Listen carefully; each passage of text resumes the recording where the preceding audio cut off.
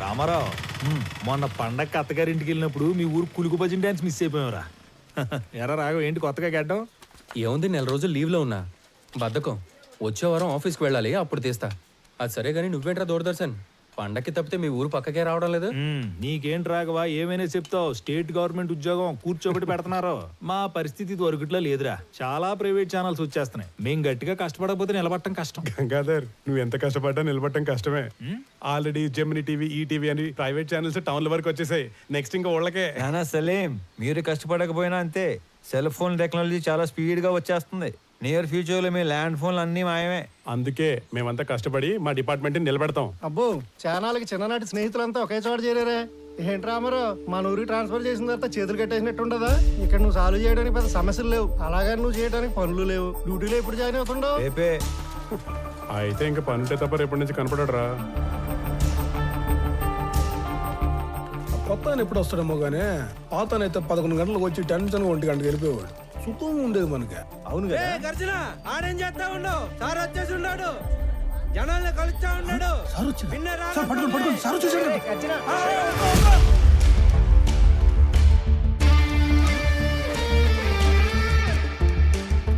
నమస్కారం సార్, నా పేరు గజ్జల శాంత్ స్వరూప్ సార్. ఎట్లంటే మీకెందుకు సార్ శ్రమ? నేను అందరిని బయటికి వెళ్తాను, మీరు పోయి ఆ సీట్లో కూర్చోండి సార్. నీకు కరెక్ట్ గా 15 నిమిషాలు టైం ఇస్తున్నా. స్టాఫ్ మొత్తం నా ముందు ఉండాలి. అందరూ వచ్చేసినట్టేనా? వచ్చేసారు సార్. నేను చెప్పేది 2 విషయాలు. ఒకటి, నేను ఛార్జ్లో ఉన్న దగ్గర గుట్టలు గుట్టలుగా ఫైళ్లు, గుంపులు గుంపులుగా జనం అస్సలు ఉండకూడదు. ఉండాల్సింది ఐఎమ్ అండర్ పెయిడ్ అనే థాట్, అంటే జీతానికి మించి పని చేస్తున్నాం అనే భావన. 2, రెవెన్యూ రికార్డ్స్లో మార్పులు చేర్పులు, రాళ్ల క్వారీ, గులక గుట్ట, ఇసుక రేవుల ఎన్ఓసీలు, బర్త్ అండ్ డెత్ నేటివిటీ సర్టిఫికెట్లు, ఆస్తి పన్ను వసూళ్లు, అంతస్తులు క్లియరెన్స్లు ఎక్సెట్రా లాంటి దక్షిణ వచ్చే పనులు మాత్రమే చేస్తే సరిపోదు. తలగోక్కోవడం, ప్యాంటు సర్దుకోవడం కాదు. రిమెంబర్, మన రాజ్యాంగంలో ఉన్న దాదాపు అన్ని సెక్షన్స్ కి మనమే బాస్, మనమే సర్వెంట్. Any questions? ఈ 2 విషయాలు ప్రాంప్ట్గా ఉండగలం అనుకున్న వాళ్ళు మాత్రమే లోపలికి రండి. లేదంటే నో పే లీవ్కి అప్లై చేసుకొని ట్రాన్స్ఫర్కి ట్రై చేసుకోండి. ఓకే?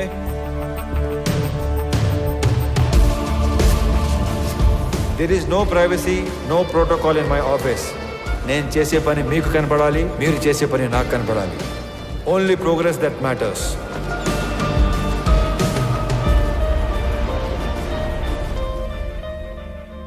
సార్,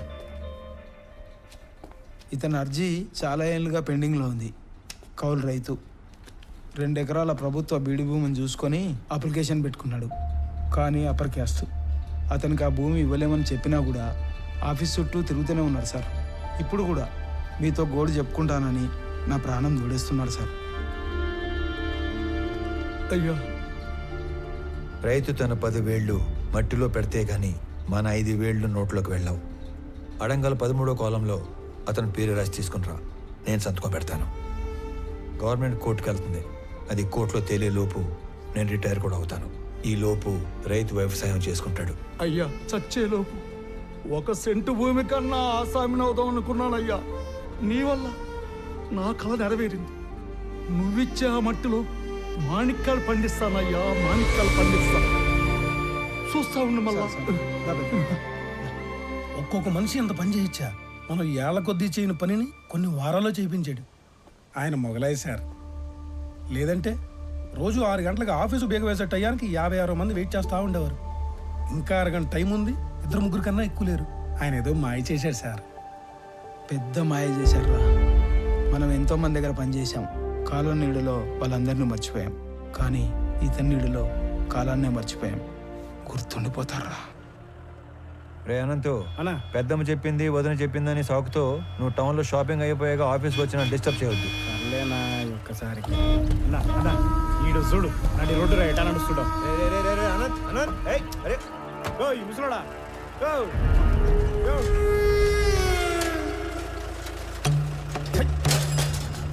చూడనంత గట్టిగా మూసేసి వెనకొచ్చేటి బండు తొక్కితే పైపోతావు. సంపుతా నా కొడక. నీ దూకుడేంద్రా పెద్ద పట్టుకొని పదన్నా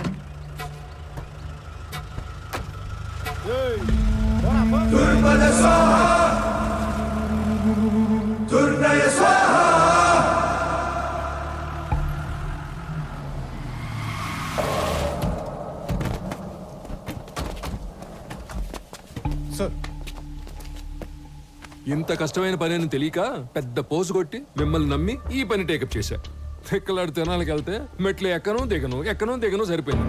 మీరు అంతే, వెళ్ళడం రావడం తప్ప ఏం ఉపయోగం లేదు. ఛ! సార్ మాల్ మొత్తం ఏదో రూట్లో ఎక్స్పోర్ట్ అయిపోయింది ఏమన్నా నాకు కొంచెం డౌట్ వస్తుంది సార్. అస్సలు ఖచ్చితంగా మాల్ ఎక్స్పోర్ట్ అవ్వలేదు. ఇది నేను చెప్పిన మాట కాదు. మాల్ ఎవరైతే డైరెక్ట్ గా ఎక్స్పోర్ట్ చేసుకుంటున్నాడో డాను వాడు చెప్పిన మాట. మాల్ మీకు ట్రేస్ అవ్వట్లేదు కదా అని మన దేశంలోనే లేదని చెప్పి కథలు చెప్పొద్దు. అయితే సార్ ఇంకో 4 టీములు పెట్టి తలా ఓ దిక్కు పంపి కూంబింగ్ ఆపరేషన్ చేస్తే త్వరగా ట్రేస్ చేయొచ్చు సార్. మీ చుట్టాలను కూడా తీసుకెళ్ళరా. నువ్వెవరో సామి నా కొంప ముంచెట్టున్నావు. ఎట్ట అంటే హడావుడి లేకుండా వెతకాలి. గవర్నమెంట్కి ఏమాత్రం ఒప్పందినా చాలా డేంజర్. ఇన్ని 100 కోట్ల ఎర్రచంద్రం ఒకేసారి దొరికితే దేశం ఉలిక్కి పడుద్ది. కలపకి కాపలా కూడా పెరిగిద్ది. దీంట్లో ఏది జరిగినా నన్ను లేపేస్తారు. సైలెంట్ గానే ఎతకండి, కానీ కొంచెం స్పీడ్ పెంచండి. పండి.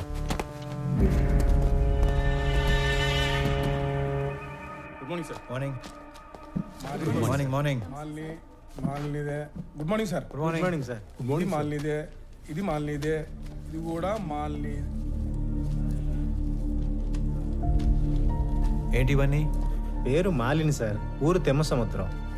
ఆస్తి వారసత్వ బదిలీ కోసం అప్లికేషన్ పెట్టుకుంది. మనం దాన్ని రిజెక్ట్ చేశాం. దానికి నిరసనగా ఆవిడ ఉత్తరాలు రాస్తూ ఉంటుంది.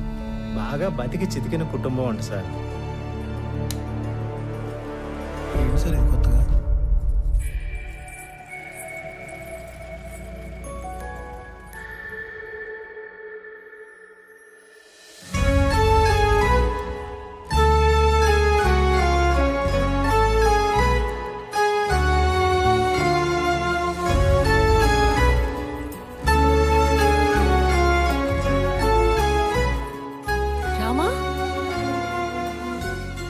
ఎన్నేళ్ళైంది నిన్ను చూసి? అయినా నువ్వు అసలు ఏం మారలేదు. రా కూర్చో. పర్లేదు, ఇక్కడ కూర్చుంటాను.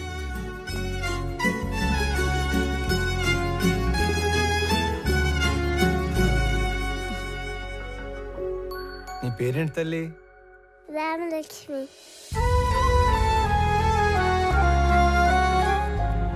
ఇప్పుడే వస్తాను. స్కూల్కి వెళ్తున్నావా?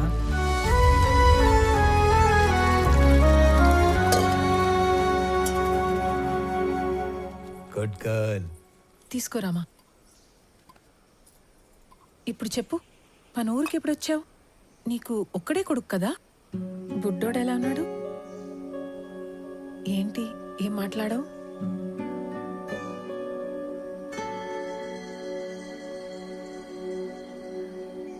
అసలు ఏం జరిగింది? రామా, నువ్వు వెళ్ళి ఆడుకో తల్లి.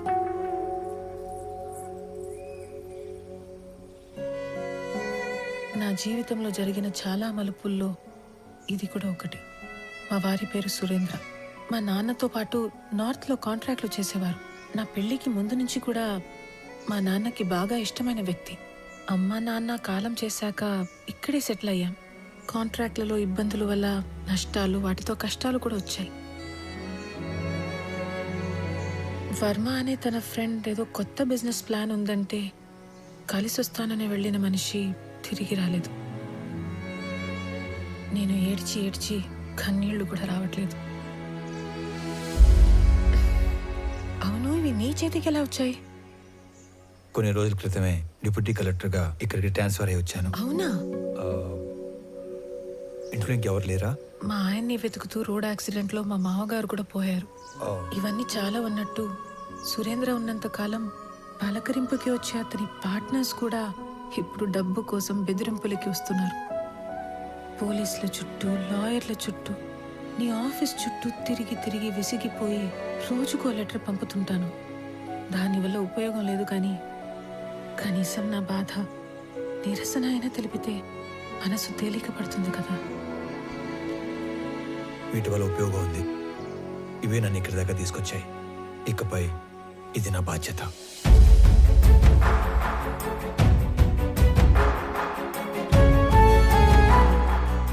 నా వల్ల ప్రేమలో ఓడిపోయినా ఆ బాధని లోపలే దిగమింగుకొని చిరునవ్వుతో వెళ్లిన రామ నాకు దూరమయ్యి దాదాపు 7 సంవత్సరాలయ్యింది.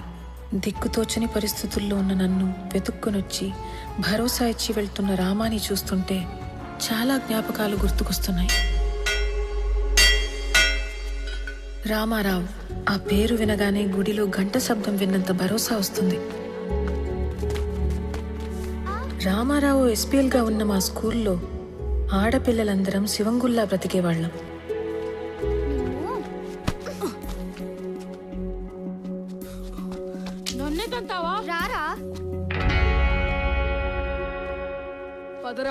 అదేంటో మొదటిసారి రామాని చూసిన రోజు నుంచి మాకేదో తెలియని బంధం ఉన్నట్లు అనిపించింది.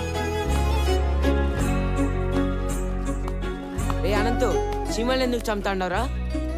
మాస్టర్ పాట మొదలు పెట్టినారు, లోపల పో. కాలక్రమేణా మా అనే మాట పోయి మన అనే భావనతోనే బ్రతికేశాం. హిందీ లాంగ్వేజ్ అంటే ఏంటి? జాతీయ భాష, నేషనల్ లాంగ్వేజ్. మీకు తెలుగు రాకపోయినా పర్వాలేదురా, హిందీ రాకపోతే మీరెవ్వరూ దేనికి పనికిరారు. సార్, మాతృభాషతో పాటు పరభాష నేర్చుకోవడం తప్పు కాదు సార్. కానీ మాతృభాషను హేళన చేయకూడదు సార్. హిందీ మన జాతీయ భాష కాదు సార్, అధికారిక భాష. ప్రతి విషయంలోనూ రామారావు శైలి, చూసే విధానం ప్రత్యేకంగా ఉంటాయి. రోజులు గడిచే కొద్దీ మా వయసుతో పాటు మా మధ్య ప్రేమ కూడా పెరిగింది.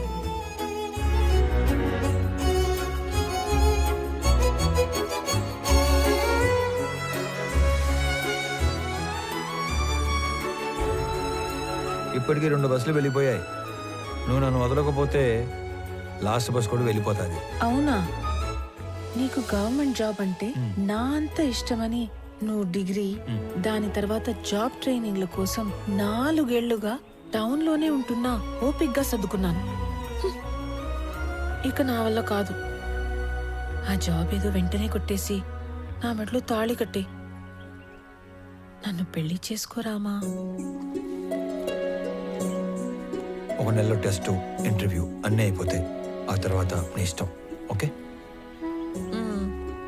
మళ్ళీ నువ్వు ఊరికి ఎప్పుడు వస్తావు? వచ్చే నెల 25వ తారీఖు. సరేనా? తర్వాత జీవితం గురించి చాలా కళ్ళు కన్నాను. ఏ చిన్న సమస్య వచ్చినా మాలో మేమే ఒకరికొకరం సాయం చేసుకునేవాళ్ళం. అనుకున్నట్లే రామాకి ఉద్యోగం వచ్చింది. మా పెళ్లికి ఏ అడ్డంకి లేదు కదా, అంతా అనుకున్నట్లే జరుగుతోంది అని సంతోషంగా ఉన్న సమయంలో ఇటువైపు పద. ఇటు నాయనా? అయ్యర్లో ఇంటికాడికి. సరే, ఆడి నుంచి ఇంటికి పోదాం. అక్కడ చిన్న పని ఉంది, నువ్వు పద. అనంత పని మీద వచ్చాడు. నమస్తే బాబు. నమస్తే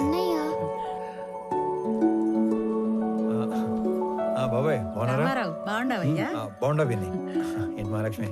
కూర్చోండి బాబు. ఇదిగో అబ్బాయి వాళ్ళు వచ్చారు, అమ్మాయిని తీసుకురండి. అలాగే అండి.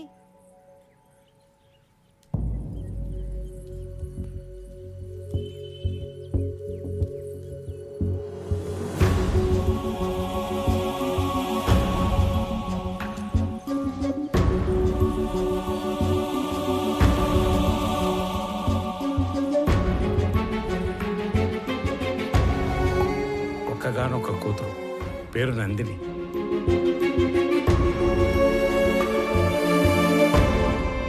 ఏంటి నేను ఇది? ఎవరి అమ్మాయి? మాలిని గురించి మీకు తెలుసు కదా? తెలిసే వీళ్ళని రమ్మని చెప్పినాను. మాలినికి పెళ్ళైపోయినది. మాలినికి పెళ్ళైపోతే నాయనా? కారణాలు తెలియదు. మాలినికి పెళ్లి జరిగిపోయినాదని తెలిసి నువ్వు ఎట్ట రియాక్ట్ అవుతావు అని మేం బేజారైపోయినాము. తండ్రిగా నీకు మంచి తోడుని వెతికి పెట్టడం నా బాధ్యత. నిర్ణయం నీ హక్కు. లేదైనా నాకు కొంచెం టైం కావాలి. ఆ తర్వాత నిర్ణయం మీరే తీసుకోండి. నువ్వు నీ ప్రాణం పోయినా నీ స్వార్థం కోసం అయితే వేరే పెళ్లి ఒప్పుకో. ఏదో ఒక కారణం చేతే ఈ పెళ్లి చేసుకుని ఉంటావు. నువ్వు తలదించుకునే తప్పేమీ చేయలేదు మాలిని. మన ప్రేమ మన ఇద్దరికి మాత్రమే సంబంధించింది. పెళ్లి మన వాళ్ళందరికీ సంబంధించింది. ప్రేమ విషయంలో మనలో ఎవరో ఒకటి నిర్ణయం తీసుకోవచ్చు, కానీ పెళ్లి విషయంలో మన వాళ్ళందరూ నిర్ణయం తీసుకోవాలి. ఎందుకు ఏమిటి అని అడగటానికి నేను రమ్మనలేదు. నిన్ను చూసి చాలా రోజులైంది కదా, చూద్దామని రమ్మన్నాను. మాలిని, ఒక్కసారి తలెత్తి చూడు.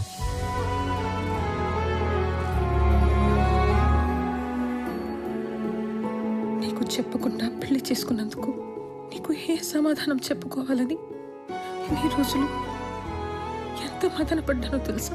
ఒక పసిపాపని కిందకి దించినంత తేలిగ్గా నా గుండెల మీద బరువు అంతా దించేశావు.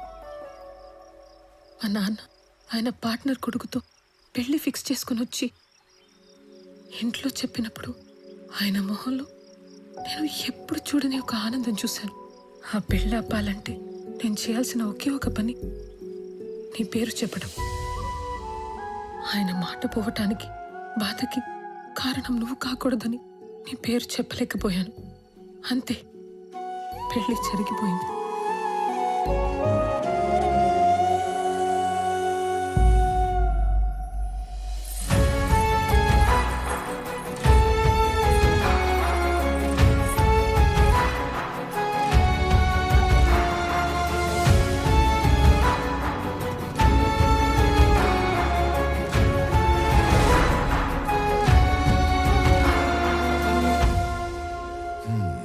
మన ఇంటి కోడలుగా రావాల్సిన అమ్మాయి పాపం తలరాత.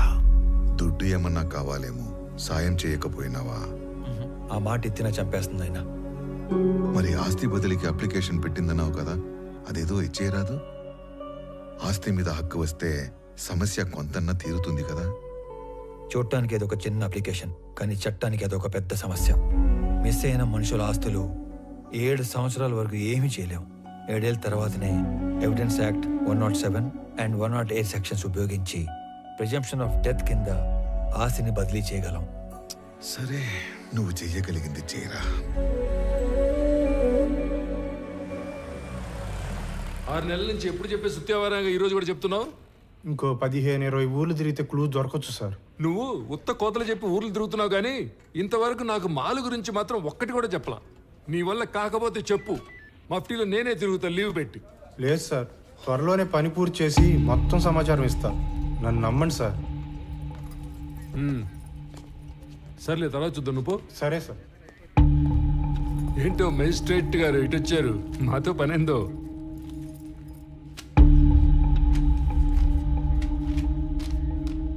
అరే, ఇది మిస్సింగ్ కేసు. మాయ్, నువ్వేనా మాలి అంటే? అదే టన్నులు ఉత్తరాలు రాస్తుంటావు. ఇంకా ఈ కేసులో ఆచూకీలు ఏం దొరకలేదు, దొరకగానే చెప్తాను. ఇక బాగుంది. కంప్లైంట్ ఇచ్చి దాదాపు సంవత్సరం అయింది. ఎఫ్ఐఆర్ కూడా ఫైల్ చేసినట్లేదు. ఆ మనిషి ఏడో మిస్ అయ్యాడో ఆడికి పోయి కంప్లైంట్ చేయండి, ఫైల్ చేస్తారు ఎఫ్ఐఆర్. జ్యూరిస్డిక్షన్తో సంబంధం లేకుండా ఎఫ్ఐఆర్ ఫైల్ చేయటం మీ బాధ్యత. సరే, ఎఫ్ఐఆర్ ఫైల్ చేయలేదు. ఇచ్చిన కంప్లైంట్ మీద ఏం ప్రోగ్రెస్ సాధించారు? హలో, ఏందమ్మా సాధించేదా? ఏంది ప్రోగ్రెస్లు, అటెండెన్స్లు? నేను నా పైనకే చెప్పను. ఓ అడగడానికి వచ్చాడు పెద్ద. సరే, మేమేం ప్రోగ్రెస్ చేయలేదు అనుకుందాం. అనుకుందాం మాట వరుసకి. ఆ తప్పైనాడు పెళ్ళం, సొంత వాళ్ళు కూడా ఎత్తుకుంటారు కదా, మరి వాళ్ళేం ప్రోగ్రెస్ సాధించారు? పెద్దానికి పెద్దోడు పోలీస్ స్టేషన్ మీద పట్టమే, తలుపులు బార్లు తెరుచున్నాయని. అయినా ఇందులో మీకు అంత ఇంట్రెస్ట్ ఏందో? మాయ్, నువ్వే తప్పుగా అనుకోగాక. అనుకోలే. ఆమెకి తోడుగా నేను ఇక్కడికి రిక్వెస్ట్ చేయడానికి రాలేదు. ఒక సబ్ డివిజన్ మ్యాజిస్ట్రేట్ గా నా పరిధిలో ఉన్న ఒక పౌరుడు మిస్ అయ్యాడు. దాని గురించి ఎంక్వైరీ చేయడానికి వచ్చాను.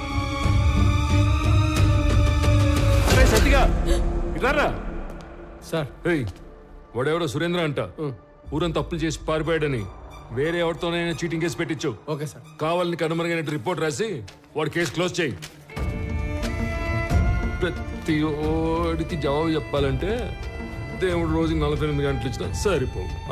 పండి పండి, మేము భోజనాలు పెట్టాం ఇక్కడ. దీని అన్న జీవితం ఎవడెవడో రావటం, అడ్డమైన కానీ అడగటం, ఏందో ఇది.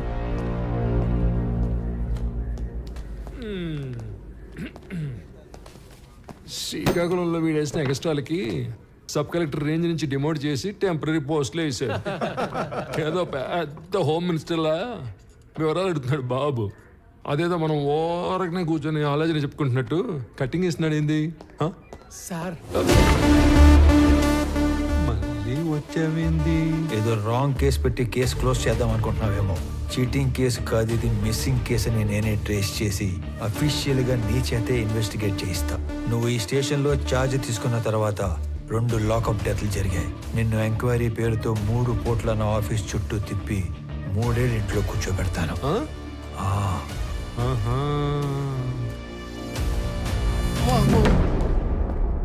ఒరే ఆ టక్కోడు వెళ్ళాడో లేదో చూడండి రా. అమ్మా నా వల్ల కావట్లేదురా. వీడెవడరా సామె కనపడిన ప్రతిసారి ఏదో కొత్త రూల్స్ చెప్పి వాయించి వదులుతున్నాడు.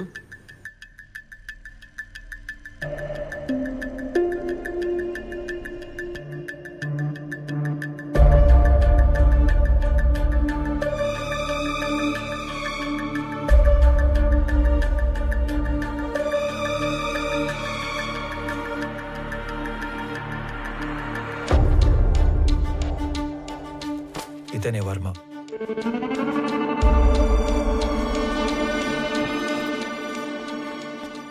అతను పట్టుకున్న గిఫ్ట్ బాక్స్ మీద వర్మ అని పేరు రాసింది చూడు. ఇప్పుడు అతని అడ్రస్ పట్టుకోవాలి. సురేంద్ర బిజినెస్ లో హెల్ప్ కోసం వెళ్ళాడంటే వర్మ కూడా బిజినెస్ మ్యాన్ అయి ఉండాలి. ఓకే, మీ ఇంట్లో పాత క్యాలెండర్లు డైరీలు ఉంటే తీసుకుని రా.